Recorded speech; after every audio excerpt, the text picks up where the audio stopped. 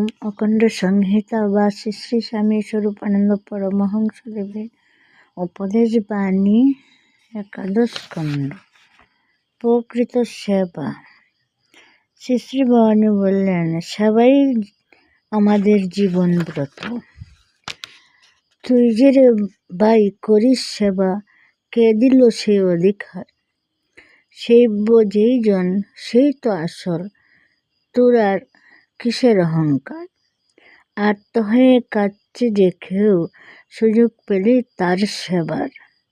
সেবা করেই ধন্য যে তুই, রাখবি মনে বারংবার। নারায়ণের মূর্তি ওরা, ধ্যানেতে কর আবিষ্কার।